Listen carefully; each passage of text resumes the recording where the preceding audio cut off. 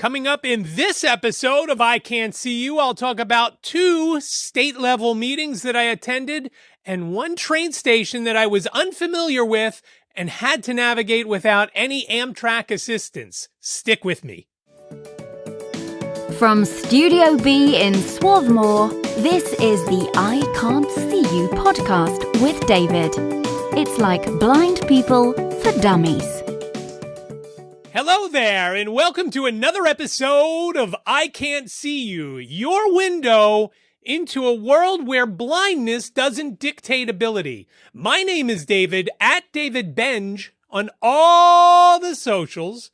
That's DAVIDBENJ.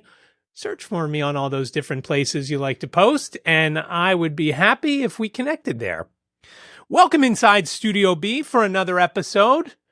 I think we've got it looking okay. And one day I'll do a studio tour because it looks good on that side, but man, you should see this side of it. Boxes, suitcase, boxes, trash can, all sorts of stuff that shouldn't be seen. One day I'll do a tour and I'll do the voiceover for it. But I do appreciate you joining me for this episode of iCantCU. And I've got a couple of things to talk about, primarily these 2 state OVR and BEP meetings that I attended last week and the travel to them and things like that. But it is football season, and now I'm in 3 leagues.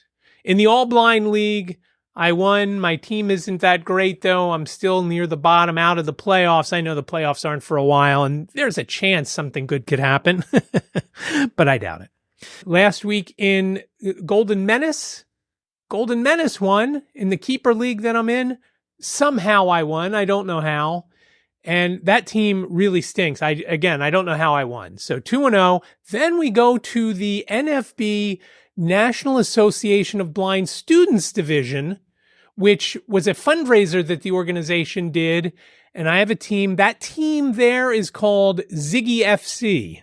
All my team names, except FC Tunguska, are related to Ziggy. Whether it's football, baseball, or hockey, they all got Ziggy as a logo.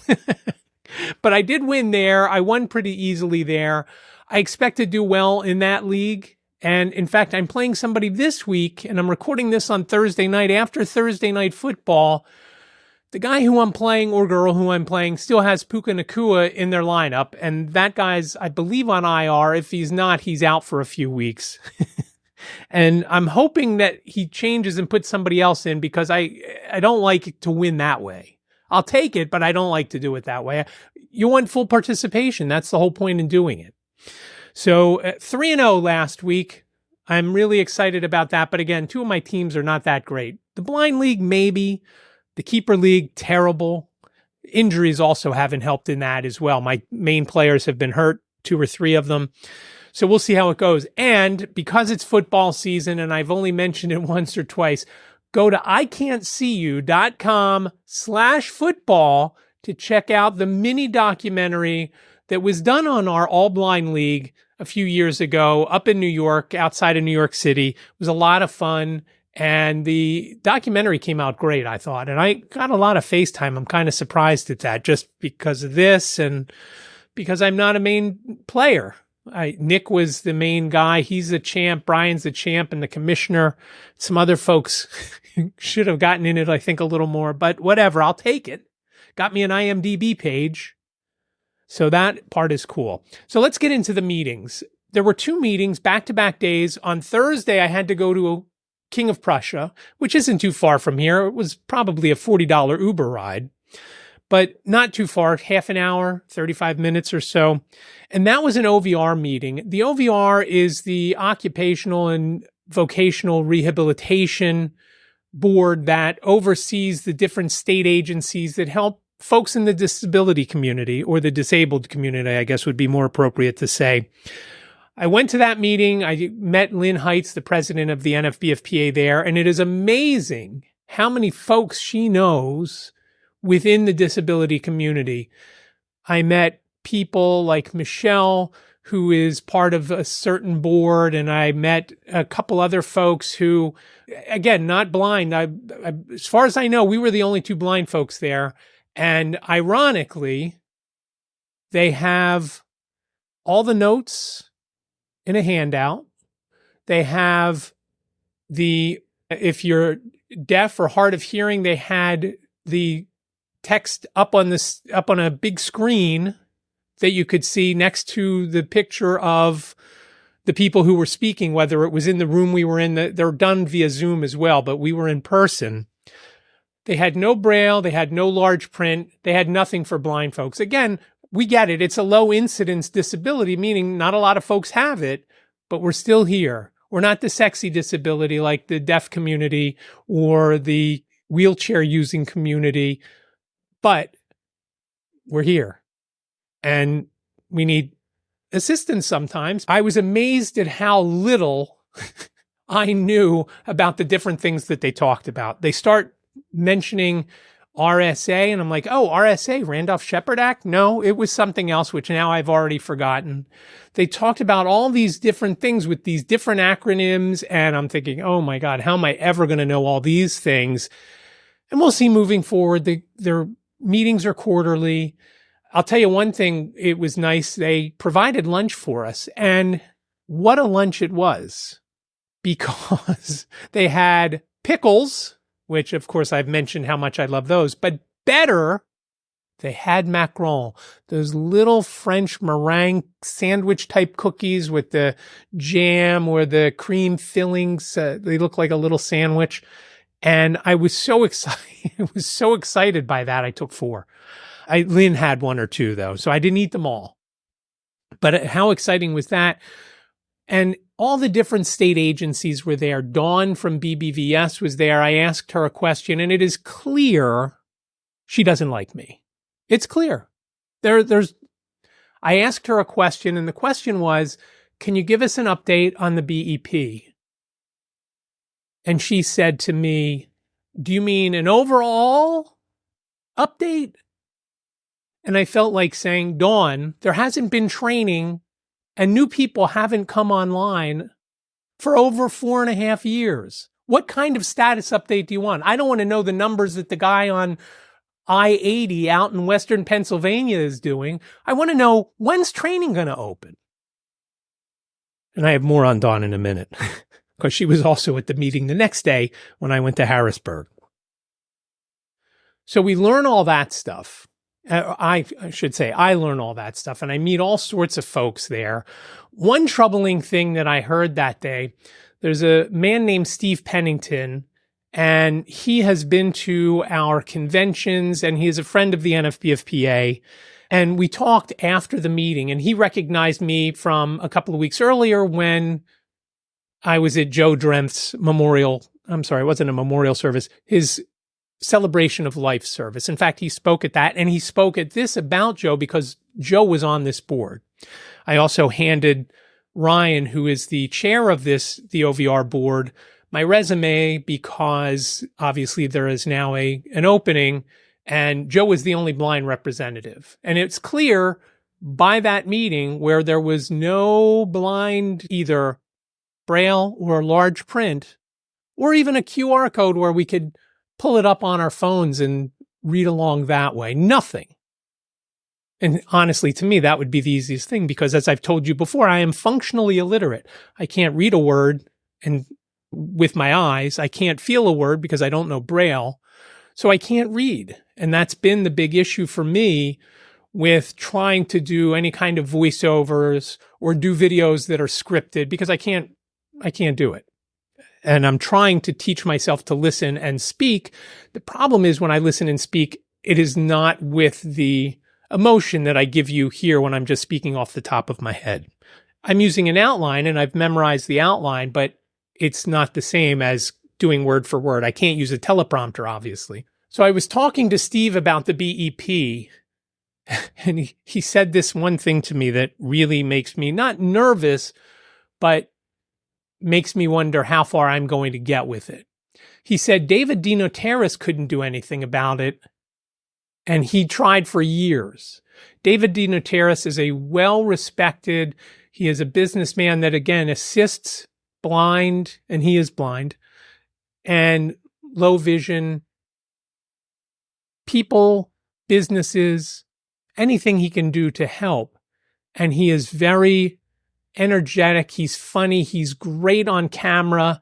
And if he couldn't get things going with the BEP, how am I going to do it? Because I'm not him.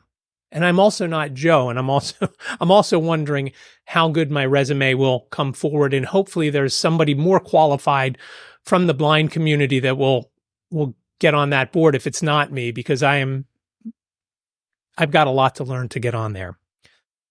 So after the meeting, I then have to take a train to Harrisburg. Now, King of Prussia is probably 10 to 15 miles outside of Philadelphia. It doesn't really make sense to travel into Philadelphia, get on a train, and then go out to Harrisburg. It just doesn't make sense.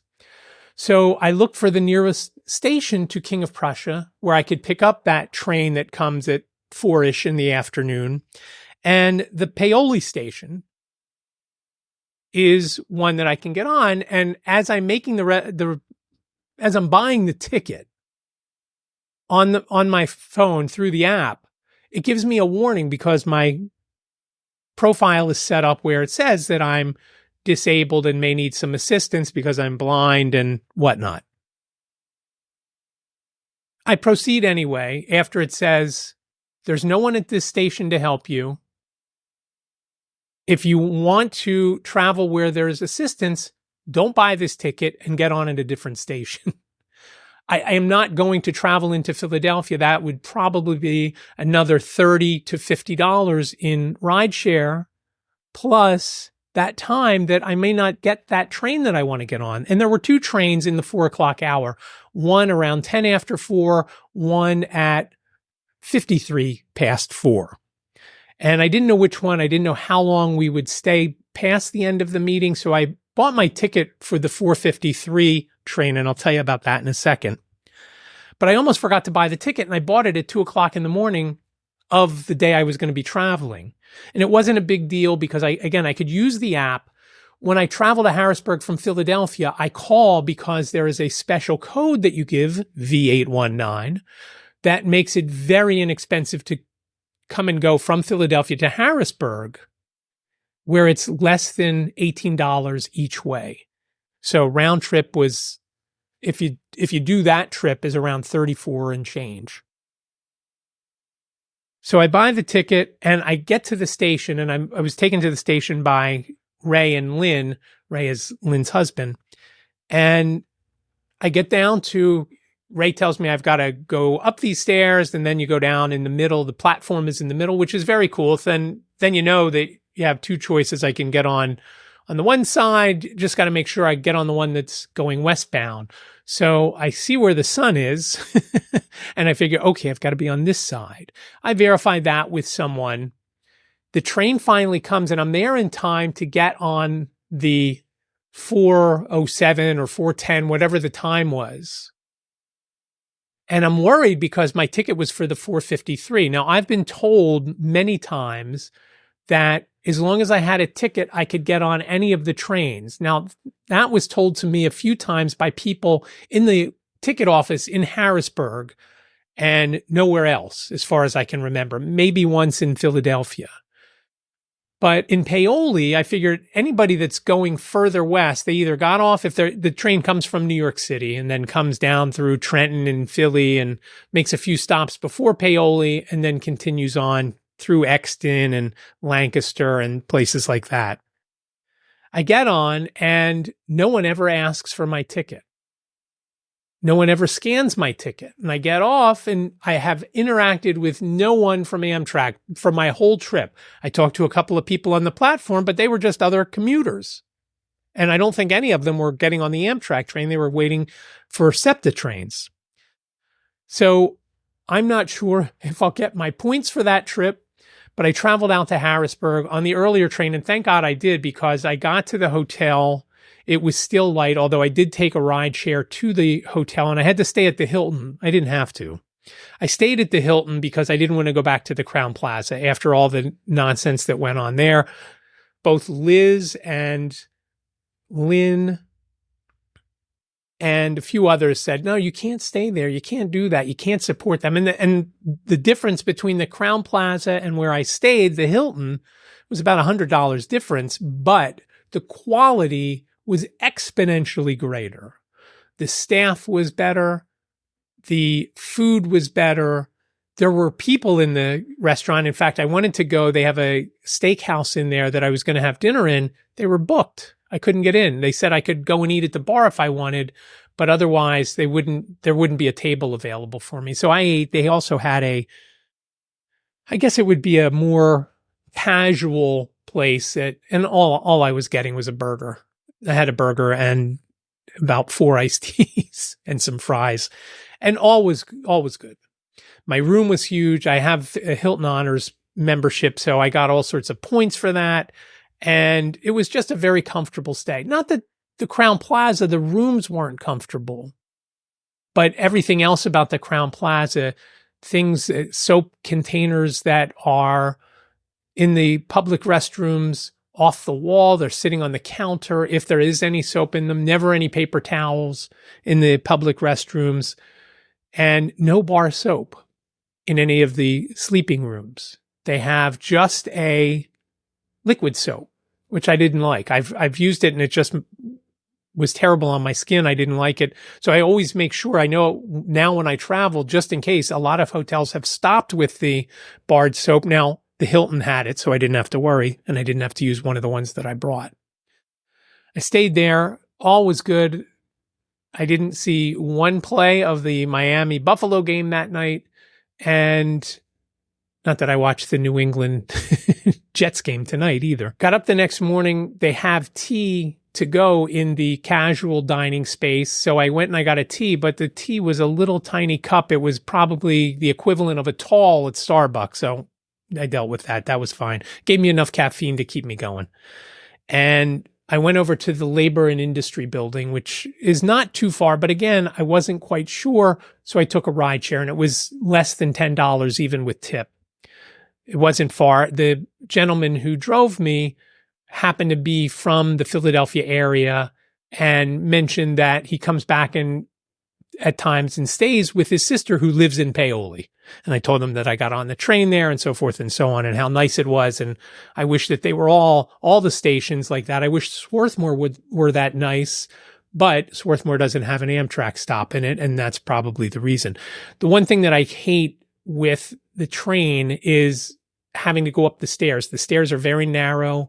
And at Paoli, it was a regular platform where you just walk straight on. You just have to mind the gap. Get to the meeting in Harrisburg, and Wes, who is the director of the BEP, so a bureaucrat, and from what I understand, he was previously the accountant in this office, the BEP office there. He's the director. He was the acting director, and then the job was posted, which, as I mentioned about a year ago, I also applied for. And it's going to sound like maybe sour grapes because I didn't get the job. I wanted the job because it's an organization that's for blind folks. And shouldn't a blind person be running it? They always claim, meaning BBVS or BEP, they always claim, oh, we know that blind people are capable. But then they don't do things that allow the blind people to do those certain things. And training is one of them. Wes opens the door for me and another guy who was coming in at the same time. And we go up on the elevator to, I think it was the 7th floor. Once they call the meeting to order, Wes has this laundry list of don't do this, don't say that. As I mentioned previously, I was told by someone that both Lynn and I were disruptive at this last BEP meeting. And we weren't disruptive. We were asking questions. Why isn't training open? And what Dawn told me the day before at the OVR meeting and what she said again during this meeting, and she zoomed in again because she was originally supposed to be at the meeting and both the OVR meeting, but her travel plans had changed and she couldn't make either. She lives somewhere out west, I think Erie. I'm not 100%. It's clear that she doesn't like me because I asked a question this day as well, but I'll get to that in a sec. Wes goes through don't say this, we'll ask you to leave, stay on topic, so forth and so on.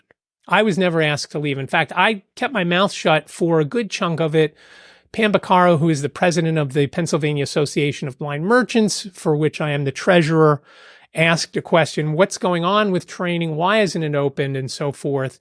And again, they went through, we didn't have enough staff in the office. We couldn't do it. And now we have the staff and now we're getting everything together and we're writing the policy. At the previous meeting in March or April, they said somebody from legal had come to speak to the group. And the group is, besides me, everybody else is in the program. They have either vending routes around the state or they have blind bodegas in the different state and federal office buildings. And so they're all part of the program already. Pam asked the question and they just keep pushing it aside. They talk about other things that other businesses the BEP can get involved in. And that's great, but you got to get more people to come in. There's already spaces available that are going to third-party licensees because there's not enough blind folks to take them. They talked about doing those water chambers that I forget what they're called, where you go in them and they close the door and it's dark. I mean, it's for blind people, that's not different, but you're in this chamber and you're just floating in the water. I forget what they're called, but he said, wouldn't that be great if that could be part of the BEP? Wouldn't it be great if we could do a laundromat? I mean, they're vending machines, right? Wouldn't it be great if we could do daycare? Because some states have daycare. Wouldn't it be great if we could get on all the state college campuses, all the state schools? Because some states have that. Ohio has that. So Pam gets a no answer, like I got a non-answer when I asked Dawn the day before. Then Dawn goes on and talks about the program that they're most proud of. And it's a program for, I don't know if it's mostly high school kids or if it's also college kids. And they talk to them about the BEP and how great it is. And you can learn right out of high school. You've got to be 18, but you can learn right out of high school if you're 18, or wait and try to work at a place until you're 18 and then go into the BEP, go into the program. I asked Dawn, first of all, I said to Dawn, she's asking everybody to be patient. And you're talking about a business. You're talking about these business people in this room. And she's saying, be patient. Could you imagine if one of the vendors in the room asked one of their creditors, oh, just be patient.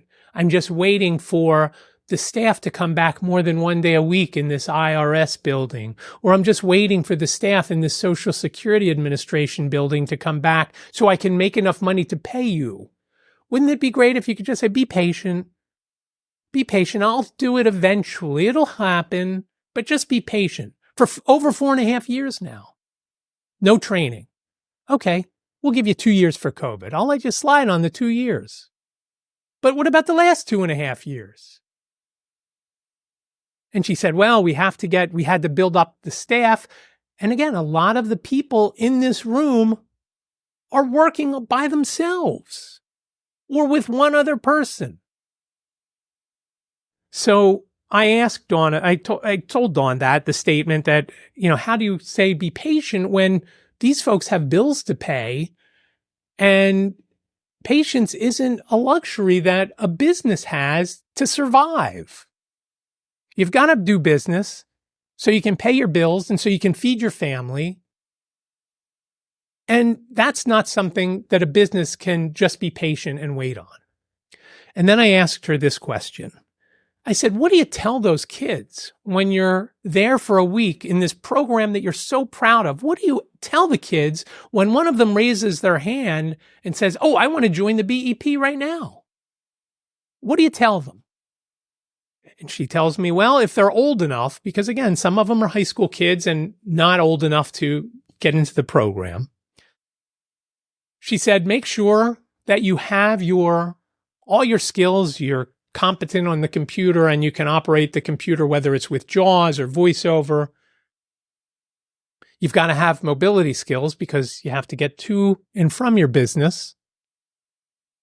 And have all that ready, because even if you're not of age yet, once you turn 18, then you'll be ready to get into the program that you can't get into right now because it hasn't been open since February or so, or March of 2020. And just the answers that she gave me and the tone that she gave me, I just felt the dislike. I just felt it. So it's just important. And I don't think, and it's been ongoing. It's not like it's a new thing. These are bureaucrats. I then probably dozed off once or twice when they went over these spreadsheets that they want filled out on a monthly basis on how many employees and what you're paying them and all this nonsense that only someone who is in a state agency would ask for. There's no reason that they need that. You show them how much you make, you send in whatever your percentage is, and you're done. They want to spend, and again, remember, some of these owners are by themselves in the business. So you're asking them to do one more thing that doesn't really matter. They're just micromanaging and they want full control. And again, they say that they know blind people, but they don't know blind people. They're looking at training at a place that's almost impossible for someone who's blind to get to because there's no public transport that gets there. And it's in Johnstown, which I told you I had been to before on one of the, in fact, it was an OVR meeting a few years ago before COVID. So it's difficult to get to. If I needed to get to Johnstown, it would probably take me between 5 and 10 hours by playing connect the dots and probably at some point needing to use rideshare. There's no way of getting there in an easy fashion. And it has also been a place that Lynn told me that they won't allow a blind person to use the knives to cut up things for salads, and they won't allow them to use the deep fryers and whatnot. They're afraid that they're going to hurt themselves. But if you have a blind bodega and you have those things in there, how are you going to learn how to do them if you're not trained on them? What could possibly go wrong if you don't have training? Better to have the training where you have somebody watching you saying, oh, you shouldn't do it that way. You got to do it this way. But again, the folks who are doing the training aren't blind, so they don't know. One of the things about the meeting, I got to see Tony's place right there in the labor and industry building. And he has a blind bodega on the 4th floor that has been struggling because they only are required to go into the office, I think 3 days a week in labor and industry. And he's pushing to have all the state agencies have the folks go back in 5 days a week. Obviously, that would mean a big difference. And I saw the difference that made when the IRS went to requiring 3 days a week from 1 day. The amount of business that happened because of those extra days was just incredible, to the point where we were running out of stuff because we weren't prepared. We didn't know that memo had gone out that you've got to come in to the office 3 days per week. So Tuesday, Wednesday, Thursday, we're always very busy at the end of our run at the blind bodega that Kirk owned, or operated, I should say. Because in the BEP, you don't technically own the business. It's yours to have, as long as you make sure you pay your whatever the percentage is, and you're good to go. Unless you can't handle it anymore, then it goes up for bids and somebody else in the BEP gets it. But we saw that right at the end when Kirk was transitioning out of that and into one of the vending units at the post office. So it just makes a big difference. And I was happy that I was able to see his place there on the 4th floor, like I said. One of the other great things, after the meeting was over, I talked to a few people, talked to Kirk, and we talked about the state convention coming up in Erie in November. And we talked about the BEP and how nice everybody is to your face within the BEP department. And then once you're not in front of them, how they stab you in the back. Again, bureaucrats trying to run a business and tell the business folks who know better how to run their business. Just not right. It's just not right. Going to the train station, I got to the train station in Harrisburg, and I was able to, I had plenty of time. There weren't any other trains that I could have taken. So the one that I was on, it was like 4:20 in the afternoon. I got there and a guy comes over to me and he said, "Hey, you were at the BEP meeting, right?" I said, "Yeah." He said, "Hi, I'm Don." And I heard this guy's name both at this meeting and the meeting back in March or April, but I never met him before. So we talked for a long time and he's very cool. I was really excited to talk to him. And he has his blind bodega is in the Customs House at like 2nd and Chestnut in Old City, Philadelphia. And he said, "Oh, stop in and see me," and blah, blah, blah. So I look forward to going in and talking to him again. He's around my age, little older, I think, but not 100%. And it was nice to talk business with him. And he's telling me about his business and how once a year, Customs House, the federal government pays a company to come and polish all the brass in the building. Employees are only required to go in there 1 day a week, and they spend $187,000 a year to make sure all the brass in there is polished. Okay. Maybe bring the folks back in with 9 floors of mostly empty office space instead of worrying about how good the brass looks. Maybe I don't know. I don't know. I can't answer anything more. But it was nice to talk to Don. I talked to him both in the station and then on the train when we weren't napping. And the train ride home seems like it only took about 10 minutes because I slept for most of it once we started moving. And it did seem fast because we weren't due in until like 25 after 6. And we got in at like 6:15, which was great because then I was able to go and catch the SEPTA train home and I didn't have to spend $40 on a ride share from the train station to my house during rush hour. Or just after rush hour. So I'd gladly pay $3.50 or whatever it is for me to ride the train than the $40 or so that the ride share would have cost me. So overall, I was asked by a few people, did it make a difference that I was there? Probably not. I know a couple of things. I'm not liked by the folks in that office and BBVS. And, maybe I throw some Hernandez tone at them. I don't know. Whatever it is. Maybe they don't like me because I'm Jewish. Maybe they just don't like me. Whatever the reason is. That maybe they don't like the questions. They just want everybody to fall in line and just go with it. I don't know. Whatever it is. I know that they don't like me. I can tell. And no matter what I say moving forward, it won't matter. It just won't matter. So I'll continue to follow up with this. It's just ongoing. And as I mentioned earlier, they're still writing the policy and things like that. And by once the policy's done, it's going to take a year. A guy told us, like I said, after the policy's written, it's got to go to legal, and legal will probably take a year to review it and make changes. So what are we talking? The training's going to be over 5 years? I can't wait to tell you the training's open, but I don't know that I ever will. Going into the meeting, I kind of thought maybe they're getting some sort of kickbacks from these third-party licensees. Hey, if you get us in there, if you allow us to bid on places because there's no blind folks that are bidding on them, maybe we could help you out. After that meeting, I don't know that that's the case. I just think they're bureaucrats. And it doesn't matter to them whether the program's open or not. It doesn't affect their salary whether the program's training is open or not. So what does it matter? They just keep doing their work and coming up with cockamamie ideas for, hey, we can do this program in the BEP. Well, first you got to get some more people in there. 22 people isn't enough to do all these crazy things.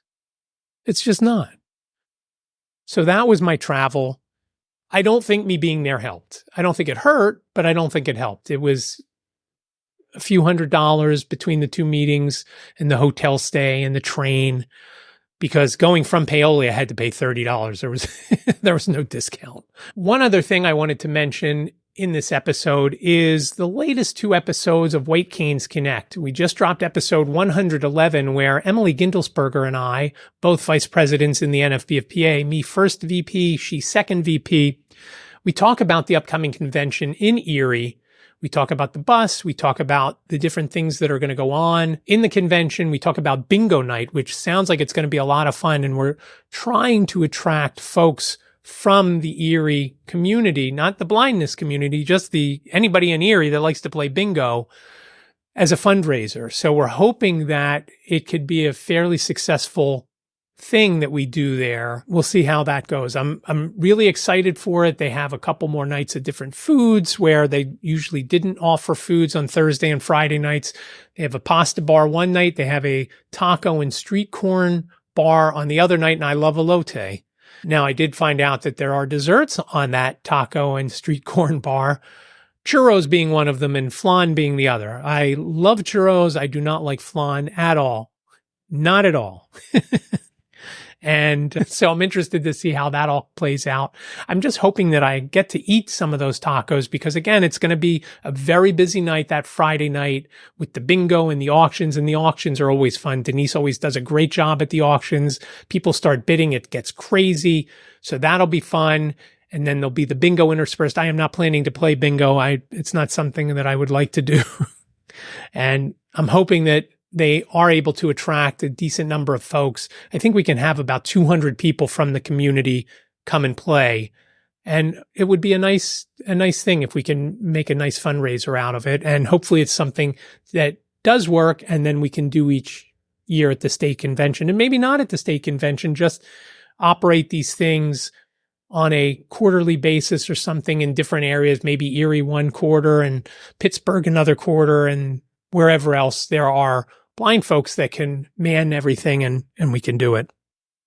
So that's episode 111. Episode 110 has Tracy Safranco from the NFB of Virginia, and he is also a board member of the NFB, the national organization. So we talked to him, and it's kind of neat because I used some AI to cut up some of the video that we shot with the podcast. We didn't release the video on YouTube, but we had the folks keep their cameras on so that we can then cut it up. You can type in a keyword or something that then cuts down. It will find different segments, and then we'll make the vertical video. So for TikTok, and you can go to iCantCU podcast over on TikTok, you'll see what I'm talking about there. There's a great thing from Tracy.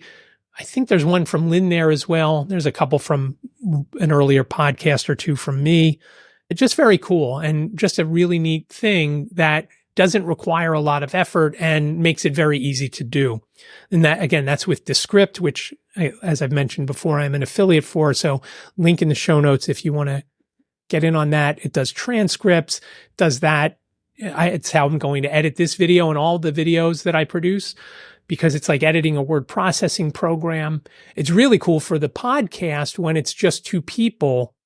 Well, not so much when it's two people. When it's just me, it's easy because there's no other outside noises. When there's more than one person, there's always somebody coughing or sneezing or tapping their finger or putting a water bottle down or something. So I need the separate tracks for that, because then I can take those sounds out and it doesn't interfere with the podcast at all. But when it's just the podcast and you edit it with that, and that has been my workflow now, to edit the podcast, White Canes Connect, in GarageBand, and then take it into Descript and take out all the uhs and ums with a couple of clicks. Bing, bang, boom, it's done. It is awesome. And of course, with audio, it doesn't matter but when you do it with video, sometimes it makes the video a little jerky because somebody's saying, and their head is this way, and the next word they say, their head might be over this way. And if you're listening, I just had my head tilted to the left when I said and to the right when I said the next word. So again, episodes 110, 111, all about Erie, and we're excited for that. I'm not excited for the long journey out there, somewhere between 8 and 10 hours on a bus, but we're going to make it fun. And I'm hoping, I downloaded the Canva app. I'm hoping it is more accessible than CapCut. So I'm hoping that I can make clips and videos and produce thumbnails, either produce the thumbnails ahead of time and just drop images in with the person who I'm talking to on the bus and do it as we go, kind of like a road trip situation without the sending back the French toast. That was a funny movie. But check those out. White Canes Connect on Spotify, on Apple. and on YouTube at PA Blind Podcast. Again, it's not going to be the video. You're just going to hear it there. I do appreciate you listening to this episode 271 of iCantCU. Show notes are available over on the website, iCantCU.com/271. That's iCantCU.com/271, numerically speaking. And remember, iCantCU sounds like a whole sentence, but it's only 7 characters long. iCantCU.com/271. Please reach out with questions, comments, show ideas, anything you've got. iCantCUpodcast@gmail.com is the email address. iCantCUpodcast@gmail.com. You can also call me. You've got up to 3 minutes. Give me a call, 646-926-6350. Please leave your name and your town. If you do leave a voicemail, up to 3 minutes, like I said, 646-926-6350. I would love to hear from you. We'll put it on an upcoming show. Any questions, comments, ideas, questions, if you're sighted, how blind people do things, you have any sort of questions like that, I'd love to talk about those. Please give me a buzz. 646-926-6350. That number is also in the show notes and the description below. You can also connect with me on the socials at David Benj, DavidBenj, for Benjamin, my middle name, on LinkedIn, Twitter, X, Threads, Facebook, Instagram, and YouTube, where you can listen to these episodes. And of course, if you're wanting to watch them, youtube.com/iCantCU is where you can watch them. Again, I really do appreciate you joining me for this episode. Be well, stay safe, and I'll talk to you in the next episode. Thank you for listening to the iCantCU podcast with David. Please rate, review, and subscribe to the podcast wherever you listen. And don't forget to share the podcast with your friends.